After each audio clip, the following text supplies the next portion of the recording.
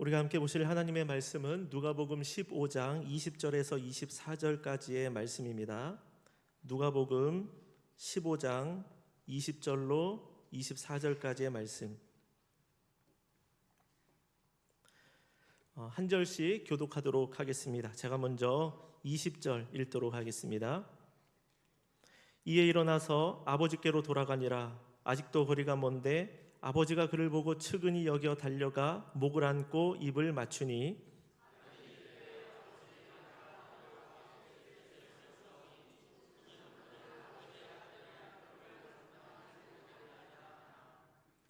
아버지는 종들에게 이르되 제일 좋은 옷을 내어다가 입히고 손에 가락지를 끼우고 발에 신을 신기라.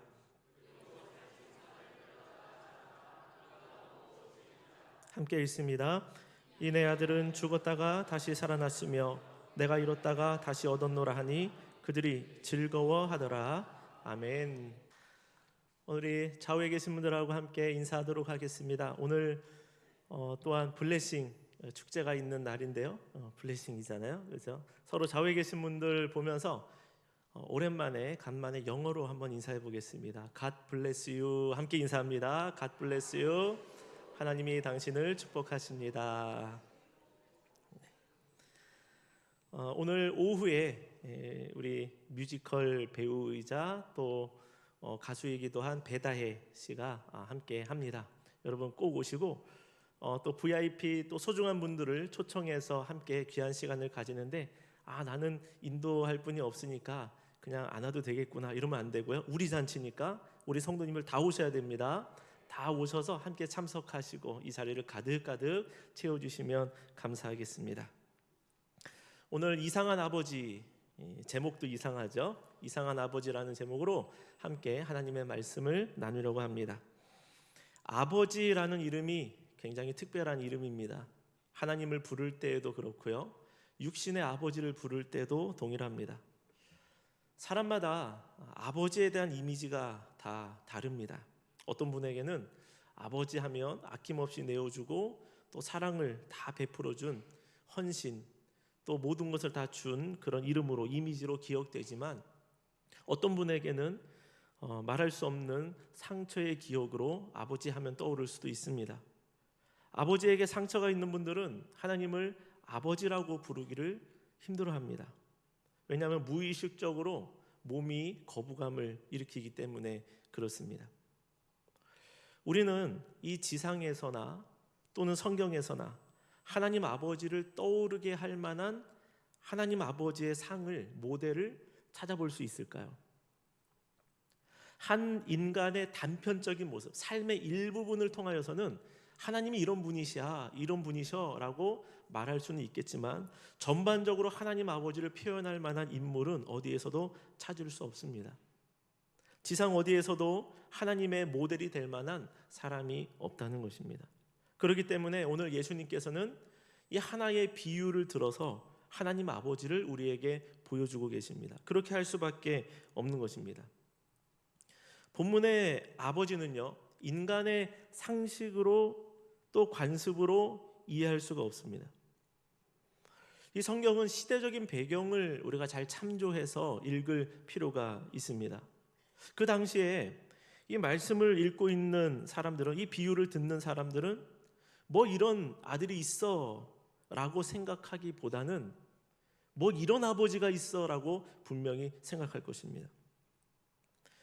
우리가 한 2주 전부터 이 본문을, 동일한 본문을 살펴보았는데 이 두 아들들이 있었습니다. 이 두 아들들의 삐뚤어진 행동을 보면서는 뭐 사춘기도 아직 안 지났고 또 자녀들이라고 하면 그럴 수도 있겠다. 이 아들들이 그럴 수도 있겠다라고 생각을 할 수 있습니다. 그러나 아버지의 모습은 우리에게 좀 충격적입니다.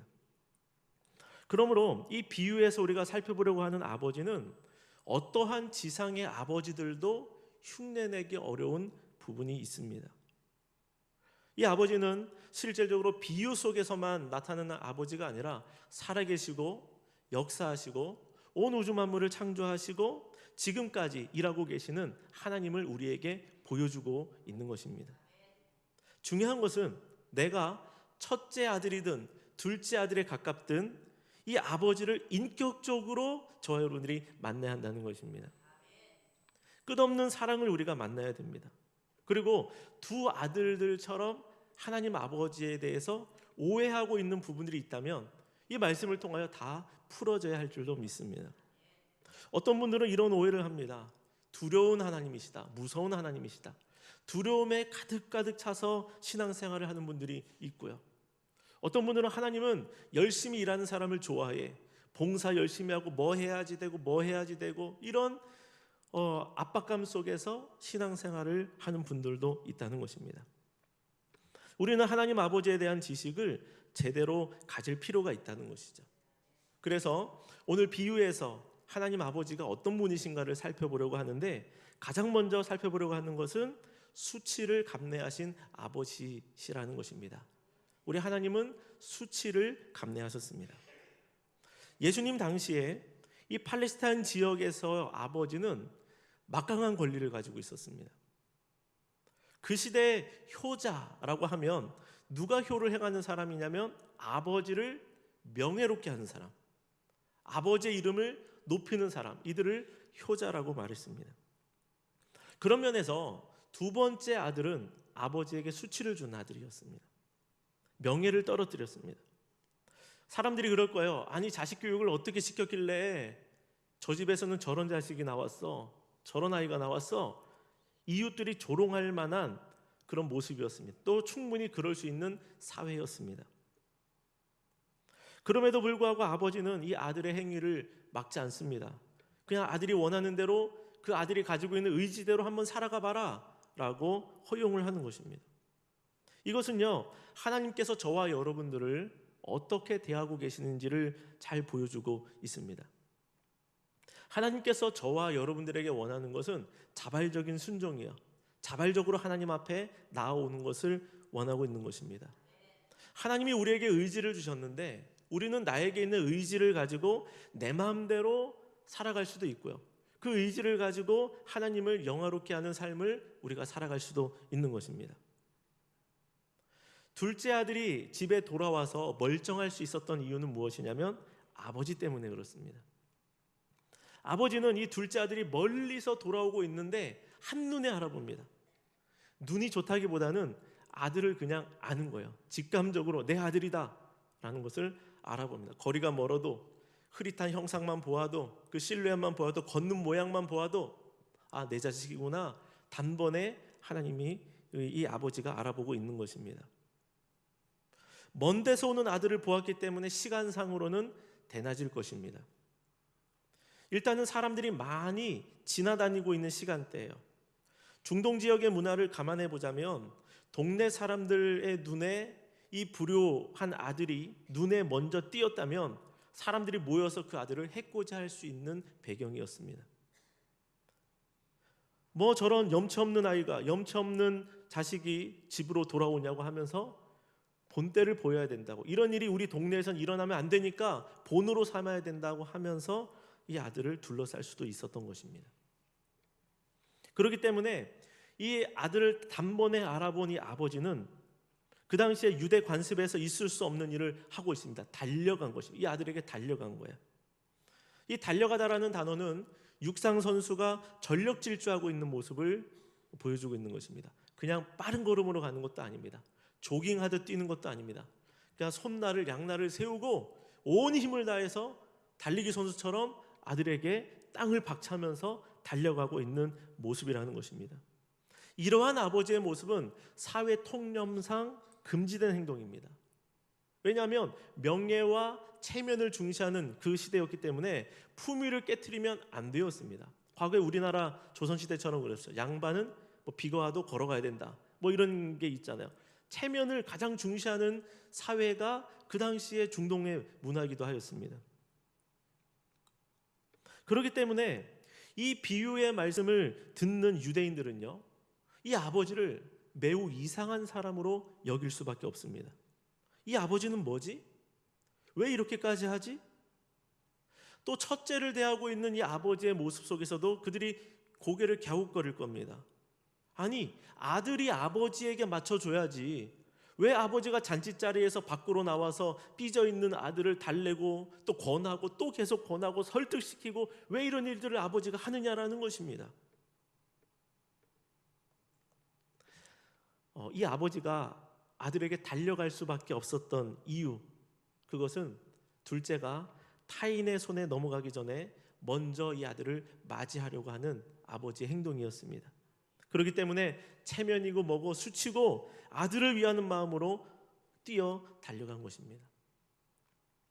제가 오래전에 사역을 하다가 이게 아버지인가라는 것을 한번 깊이 생각해 본 경험이 있습니다.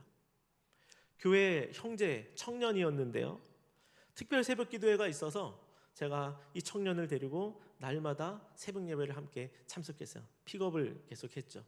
하루 이틀 지나면서 새벽 예배를 다 참석을 했습니다. 그런데 이 새벽 예배 마지막 날, 특세가 마치는 날 큰 사고가 일어났어요. 그래서 이 청년이 안타깝게도 하나님의 부르심을 받았습니다. 교회도 충격이었고요, 저도 부모님도 이로 말할 수 없는 그런 아픔과 더 충격을 받았습니다. 이 부모님이 장례식에서 이런 말씀을 하시더라고요. 하나님이 데려가실 때가 오니까, 하나님에게로 갈 때가 오니까 그렇게 열심히 예배 자리 가운데 아들을 불러내셨나 보다, 이렇게 이야기를 하시더라고요. 그런데도 뭐라고 위로해 드릴 방법이 없었습니다. 그런데 이 장례 후에 아버지가 집 거실에 앉아서 또 아들 방에 들어가 앉아서 하루 이틀 안 나오는 겁니다. 계속 현관을 보면서 아들이 올 것 같다, 계속 이 말만 하는 겁니다. 식사는 제대로 하겠습니까? 몸이 계속 축나는 겁니다. 마음을 추스리지를 못합니다. 한 달, 두 달, 1년을 넘어가다가 아버지도 결국 몸이 버티지 못하여서 하나님의 부르심을 받은 것을 보았습니다. 이 아버지에게는 아들이 전부였고 자신의 생명이었던 것입니다. 그 말씀을 늘 하셨어요. 내가 대신 죽어줄 수 있는데, 내가 대신 죽어줄 수 있는데, 그렇게 젊은데. 아버지가 늘 이런 말을 하셨어요. 시간만 나면 아들 생각. 오늘 비유에 나오는 아버지가 바로 그런 모습입니다. 늘 자식 생각입니다. 시간만 되면 먼 길을 바라보고 있습니다. 시간만 되면 마을 어귀에 나가서 먼 곳을 쳐다보고 있습니다. 아들이 살아있기를, 건강하기를, 아들이 나에게 돌아오기를 아버지가 바라고 있다는 것입니다. 그리고 집에 돌아온 아들이 얼마나 반가웠는지 그냥 달려갔을 뿐만 아니라 이 아들을 끌어안거든요. 끌어안고 입맞춤을 했다라는데, 이 입맞춤은 그냥 막 여기저기 그냥 막 침 묻어도 도배하는 겁니다. 이 모습은 무엇입니까? 아들 둘째가 집을 나갈 때 아버지의 재산을 싹 처분해서 헐값 처분해가지고 나갔어요. 멀리 떠났습니다. 아버지 싫다고. 아버지 입장에서 화가 날 만한 상황입니다. 화가 머리끝까지 뻗을 수 있는 상황이에요. 그래서 이놈의 자식 돌아오기만 해봐라, 돌아오기만 해봐라, 너 가만 안 둔다. 이랬다가도 그래도 내 아들 돌아오면 내가 용서해야지 각오하고 또 각오해서 이 아들을 받아준 것이 아니라 그냥 반응한 겁니다. 아들을 보는 순간 달려갈 수밖에 없고요, 이 아들을 보는 순간 용서할 수밖에 없는 것입니다. 이렇게까지 아들을 기다리고 또 사랑한다고 이해할 수 없는 아버지의 모습입니다. 우리 하나님의 모습이 그렇습니다. 우리가 요한복음 3장 16절의 말씀을 우리가 잘 알고 있습니다. 교회는 많이 안 다녀도 한 번쯤은 들어왔어요. 하나님이 세상을 이처럼 사랑하사 독생자를 주셨으니. 그리고 좀 자신 없어도 개 중에 좀 암송할 수 있는 구절이 요한복음 3장 16절 아니겠습니까? 그런데 여러분, 이 말씀처럼 이상한 말씀이 있습니까? 요한복음 3장 16절처럼 이해하기 어려운 말씀이 있습니까? 하나님이 세상을 사랑하면 사랑한 것이지 왜 독생자를 주실 정도로 세상을 사랑한 것일까? 피조물인 나를 살리기 위하여서 하나님은 왜 독생자 아들을 이 땅 가운데 내어주시는 것일까? 우리가 영원한 생명을 얻도록 하기 위해서 이런 일까지 하신다고? 이해할 수 없는 하나님의 모습입니다. 그 가장 이해할 수 없는 사건의 정점이 어디에 있느냐? 성육신 사건이에요. 이 땅 가운데 인간으로 태어나신 예수. 아들을 보내신 하나님 아버지나 또한 그 하나님의 말씀에 순종하여 저와 여러분들을 살리기 위하여서 이 땅 가운데 오신 예수 그리스도나 하나님이 아니시고는 우리가 절대로 이 부분에 대해서 다 이해할 수 없는 것입니다. 이해할 수 있는 영역이 아니에요. 한계가 있습니다. 우리는 그 자그마한 부분을 이해하면서도 이것으로 인해서 하나님의 사랑이 얼마나 큰지를 저와 여러분들은 깨닫게 되는 것입니다. 그렇기 때문에 지상에 있는 어떠한 사람이 이 하나님 아버지의 모델이 될 수 있겠느냐라는 것입니다. 그래서 비유로 말씀하신 것입니다. 이토록 사랑하신 하나님, 기다리고 또 기다리신 하나님, 아들이 준 수치, 스스로 깎아내린 이 체면, 어떤 것도 개의치 아니하시고 하나님께서 저와 여러분들을 향하여서 내가 너를 이렇게 사랑한단다라고 하나님이 오늘 이 시간 말씀하고 계시는 것입니다. 자, 다음으로 이 비유에서의 아버지는 어떤 아버지이십니까? 두 번째로는 아들의 허물을 가려주시는 아버지이십니다. 아들의 허물을 가려주십니다. 이 둘째 아들은요, 면목이 없었습니다. 그래서 품꾼의 하나로 보소서, 아버지의 집에서 노동자가 되기를 원합니다, 이런 마음을 가졌어요. 그러나 아버지는 아들의 자격을 요구하지 않았습니다. 마음의 큰 상처를 아버지에게 주었고 아버지를 외면하여 떠나갔고 재산을 다 탕진한 자였지만 이 아버지는 여전히 그를 아들로 대하고 계십니다. 일단은 받아줄 테니까 너는 우리 집에 들어와서 나에게 손에 끼친 거 다 갚아라. 평생 갚아라. 아니면 10% 아니면 30% 정도까지만 갚아라. 나머지는 내가 채워줄게. 이렇게 말하지 않았습니다. 100%이 아들이 끼친 모든 손해를 이 아버지가 감내해 주신 것입니다. 죄라는 것이 그렇지 않습니까? 우리가 죄인이에요. 하나님을 떠난 그런 죄인이었습니다. 우리가 하나님 앞으로 돌아올 때에 하나님께서 우리에게 너의 죄 중에 10% 아니 5%는 너가 스스로 해결해라 이렇게 하셨습니까? 아닙니다. 하나님께서는 우리가 지은 모든 죄 100%의 죄 전부를 하나님이 담당하겠다라고 말씀하고 계십니다. 너는 나에게 돌아오기만 해라. 돌아오기만 해라. 아버지에게 중요한 것은 재산이 아닙니다. 아들의 영혼입니다. 아들이 살아서 자신의 품에 돌아왔기 때문에 어떠한 재물을 다시 주는 것도, 그리고 어떠한 잔치를 또 돈을 들여서 잔치를 여는 것도 전혀 아깝지 않다는 것입니다. 22절의 말씀을 같이 읽어보도록 하겠습니다. 아버지는 종들에게 이르되 제일 좋은 옷을 내어다가 입히고 손에 가락지를 끼우고 발에 신을 신기라. 이 둘째 아들은요, 아버지에게 돌아올 때 맨발로 온 것 같습니다. 아들이 입고 있는 그 더러운 옷은 이 아들의 지나온 과거가 얼마나 험했고 또 타락했었는지를 보여주고 있습니다. 아버지는 집에서 가장 좋은 옷을 입히고 손에는 가락지를 끼우고 발에 신을 신겨 주었습니다. 집에서 제일 좋은 옷, 집에서 제일 좋은 옷, 이것은 무슨 옷일까요? 누구의 옷일까요? 아버지의 옷입니다. 아버지의 옷. 아버지는 그 아들을 그냥 받아주었을 뿐만 아니라 이 아들의 허물까지도 자신의 옷으로 가려주셨습니다. 용납하는 것과 허물을 가려주는 것은 또 별개의 이야기 아니겠습니까? 귀양한 아들을 받아준 것을 용납이라고 한다면 옷을 입혀준 것은 그 허물까지도 가려주었다라는 것입니다. 어지간한 정을 준 것이 아니라, 어지간한 사랑을 베풀어 준 것이 아니라 끝장을 보는 아버지의 사랑이 여기에 들어있다는 것입니다. 아버지가 끼워준 가락지, 이것은 무엇입니까? 권위를 상징합니다. 권위. 그 당시에 가락지는 인장을 대신하기도 했습니다. 도장을 대신하는 것입니다. 다시 말해서 이 아들은 가락지를 끼워줌으로 인해서 나의 재산을 다시 상속받을 수 있는 자가 되었다라는 것입니다. 그것을 아들에게 주었습니다. 저는 이것을 보면서 이거는 뭐 대단한 일을 한 사람에게 상 주는 거 아닌가? 그렇게 생각이 됩니다. 이건 상 주는 사람들에게 베푸는 호의라고 생각되는 것입니다. 정말로 이해할 수 없는 아버지의 모습이에요.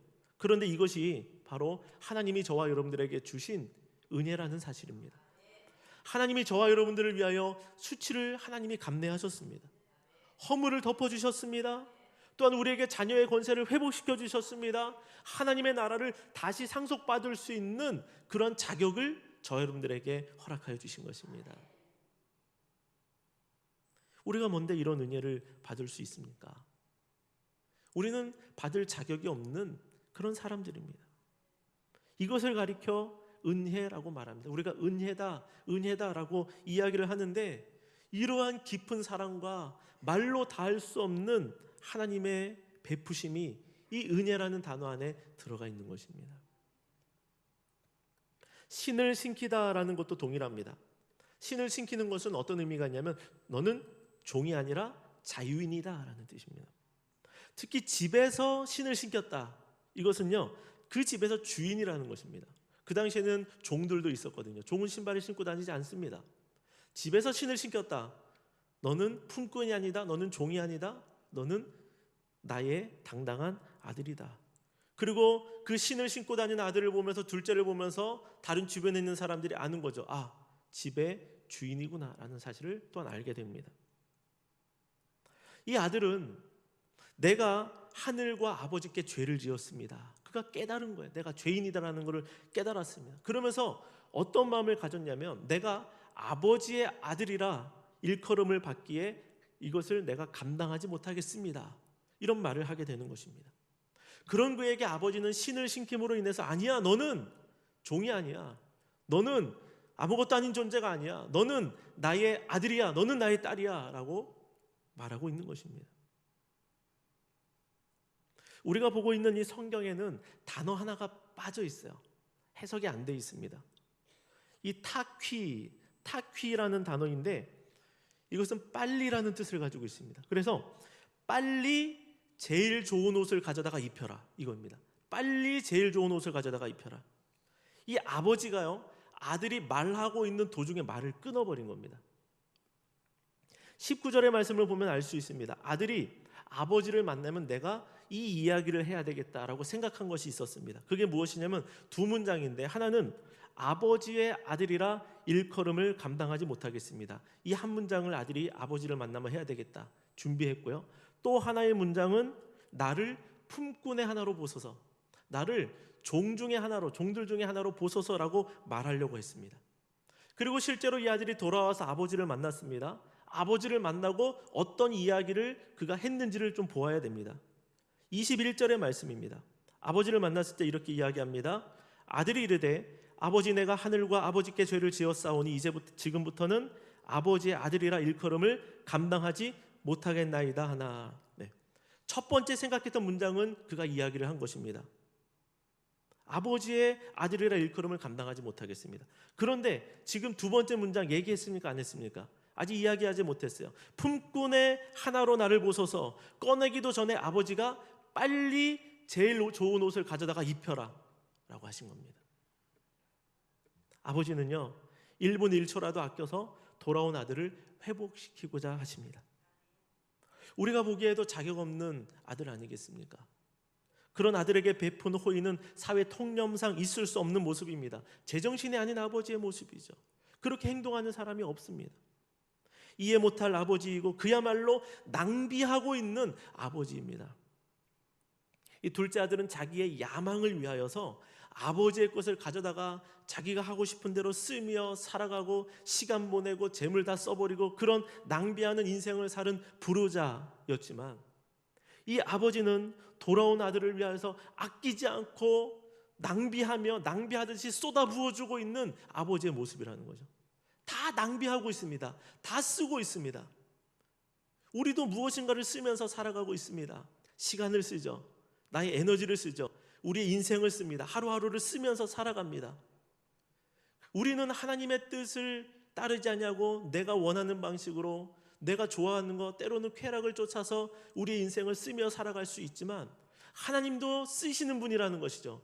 그런데 하나님의 씀은 다릅니다. 저와 여러분들을 위하여서, 우리를 살리시기 위해서 아끼지 않고 부어주고 또 부어주고 있는 하나님 아버지의 모습입니다. 사랑하기 때문에 그렇습니다. 저와 여러분들을 사랑하면 바보가 되는 것 같습니다. 계산도 성립되지가 않습니다. 이 아버지는 아들의 허물을 있는 그대로 받아주고 덮어준 것입니다. 아버지가 덮어준 이 제일 좋은 옷 안에는 죄인된 아들이 들어있습니다. 이것이 다름 아닌 예수 그리스도의 은혜입니다. 예수님의 십자가 보혈로 하나님이 저와 여러분들을 덮어주셨습니다. 갈라디아서 3장 27절의 말씀을 읽어보도록 하겠습니다. 누구든지 그리스도와 아멘. 세례를 받은 자, 그리스도와 연합한 자이죠. 내가 예수님을 믿습니다. 그리고 내가 세례를 통하여 나의 죄를 씻고 하나님의 자녀가 되었습니다라는 것을 고백하는 자들, 그리스도로 옷 입었다, 그리스도로 옷을 입었다라고 이야기를 하고 있습니다. 그 속에는 여전히 죄인된 나의 모습이 있지만 우리를 예수 그리스도로 덮어주신 것입니다. 우리를 깨끗하게 하신 것입니다. 우리를 의롭다라고 하나님이 말씀해 주신 거예요.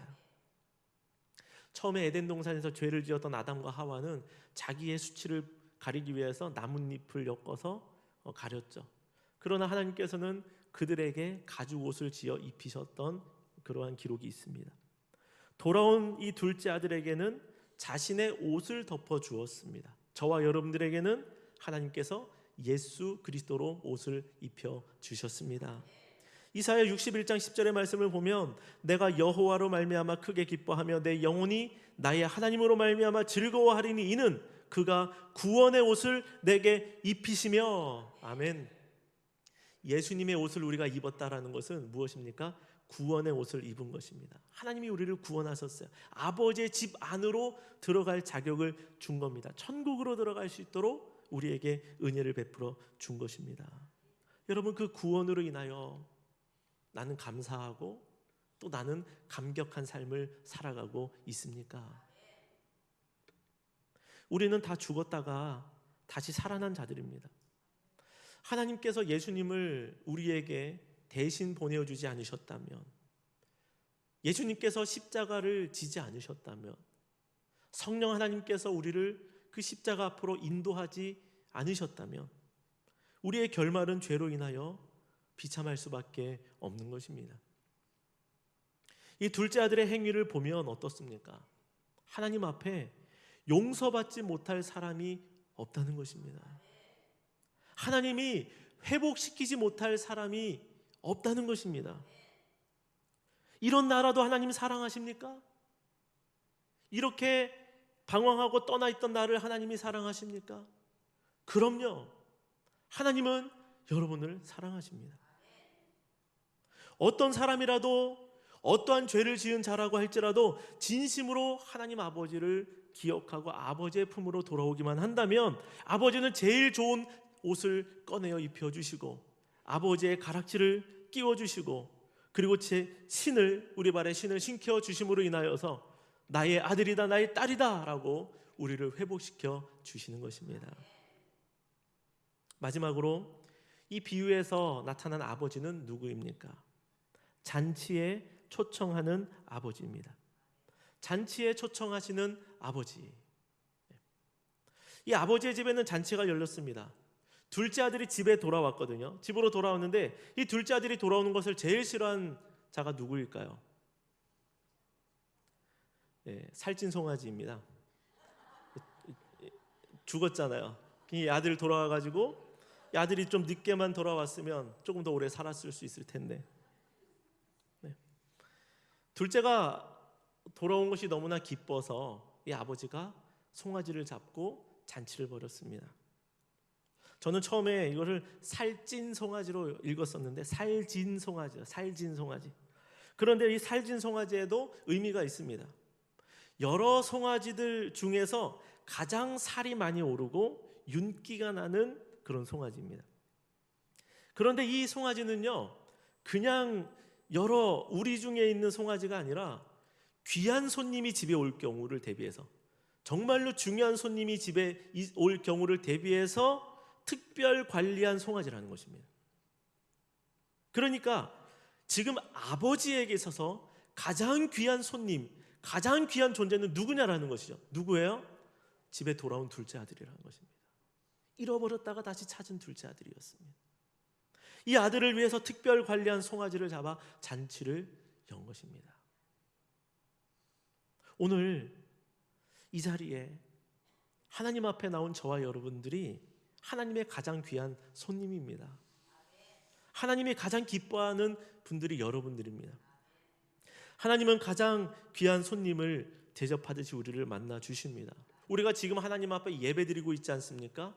이 예배는 우리가 하나님 앞에 받은 구원에 감사하여 하나님을 높이고 하나님을 찬양하는 것, 이것을 예배라고 하는데, 또한 이 예배는요, 하나님이 우리를 만나 주시고 영의 기름진 것으로 저와 여러분들을 먹여주시는 자리가 이 예배 자리라는 것입니다.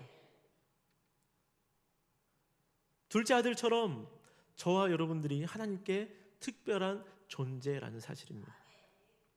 오늘 이 말씀 이전에도 두 개의 비유가 있다고 말씀드렸습니다.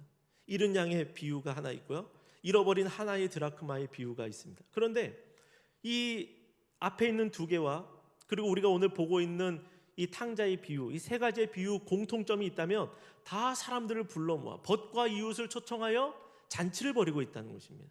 아버지가 잔치를 하고 있으면 얼마나 기쁜지 나와 함께 즐기자. 잃어버린 영혼을 찾는 것은, 한 사람이 하나님 앞으로 돌아오는 것은 하나님 아버지만의 기쁨이 아니라 교회 공동체 모두의 기쁨이라는 사실입니다. 그래서 한 분이 교회에 이렇게 나오시면 우리 교회가 함께 기뻐하고 열렬히 환영하고 있는 것입니다. 오늘 우리 교회 오늘 예배 자리에 방문하신 분들이 또 여러분 계십니다. 지금 이 자리에 계신 여러분들, 이 자리에 온 것이 우리 모두의 기쁨이고 또 하나님의 기쁨이라는 사실입니다. 우리는 이 세상의 인생이 어떤 것인가, 우리가 살아가고 있는 하루하루의 삶이 어떤 삶인가라는 것을 돌아볼 필요가 있습니다. 이 세상의 삶 한 번뿐인 이 인생은요, 아버지의 집으로 돌아오는 여정이다라고 말할 수 있습니다. 어떤 사람은 하나님에게서 아주 멀어진 분이 계십니다. 그야말로 쾌락을 가까이 한 인생도 있습니다. 반대로 어떤 사람은 아버지의 집에서 첫째 아들처럼 매우 가까이 있었지만 아버지를 인격적으로 만나지 못한 분들도 있습니다. 중요한 것은 하나님은 모두를 다 사랑하고 계시다는 것입니다. 두 부류의 인생 모두가 하나님의 잔치 안으로 들어오기를 하나님은 기다리고 계시는 것입니다. 하나님께로 나오기만 하면 하나님은 모든 것을 다 주실 그 마음을 가지고 있는 것입니다. 중요한 것은 우리의 의지입니다. 아버지께로 내가 돌아가야 되겠다. 저와 여러분들은 이런 인생의 날들을 살아가면서 내가 지금 어느 자리에 있을까, 내가 어느 위치에 있는가라는 것을 돌아볼 필요가 있습니다. 아버지를 등지고 아버지를 떠나서 먼 나라로 나의 야망을 성취하기 위하여서 아버지 없는 그 먼 곳으로 가고 있는 나의 모습은 아닌가? 또는 세상 한가운데서 시간과 삶과 젊음을 태워가면서 지금 인생을 소비하고 즐겁게, 그것이 언젠가 바닥이 나는데 바닥이 나는 줄 모르고 즐겁게 다 태워버리고 있는 그런 상황에 내가 지금 놓여져 있는 건 아닌가? 또는 아버지께 내가 죄인임을 이제 깨달아서 내가 뭔가 변화가 필요한데, 돌아가야 하는데 라는 마음을 가지고 있는 분은 안 계십니까? 또는 아버지의 집에 돌아와서 환영받고 잔치자리 가운데 들어와 있으십니까? 오늘 성가대가 찬양 드린 것은 한 2주쯤 전에 제가 부탁을 드려서 오늘 함께 부른 찬양이었습니다. 아버지의 마음을 느꼈으면 해서 그렇습니다. 이 곡의 제목은 너를 선택한다라는 곡이었습니다. 3주 동안 우리가 이 탕자의 비유의 말씀을 우리가 함께 듣게 되었는데, 이 너를 선택한다라는 이 가사를 한번 여러분 들어보면 좋겠습니다. 제가 이 가사를 읽어드리도록 하겠습니다. 귀하고 아름다운 나의 사랑아, 나의 모든 마음을 너에게 준다. 무엇보다 소중한 나의 사랑아, 나의 모든 정성을 너에게 준다. 나의 기쁨아, 나의 사랑아, 나는 언제나 너를 선택한다. 어떤 이가 세상을 다 준다 해도 나는 언제나 너를 선택한다. 내 모든 것을 포기해야 한데도 나는 너를 선택한다. 어디에 있든지 무엇을 하든지 상관하지 않고 너를 사랑한다. 너가 나를 사랑하지 않아도 상관하지 않고 너를 사랑한다. 나의 행보가 나의 사랑아. 어떤 사람도 흉내낼 수 없고 어떤 사람도 다다를 수 없는 하나님의 사랑이 저와 여러분들을 향하여 있습니다. 하나님이 우리를 바라보고 계셨고 하나님이 우리를 언제 돌아오나 늘 기다리고 계셨고